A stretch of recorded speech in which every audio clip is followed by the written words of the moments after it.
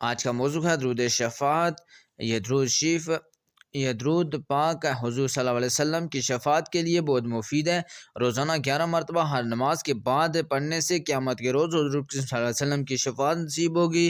شب برات کے روز اس درود شریف کو 21,000 بار پڑھے، رزق میں اضافہ ہوگا۔ 1.25 مرتبہ پڑھنے سے حضور صلی اللہ علیہ وسلم کی زیارت کی سعادت حاصل ہوگی۔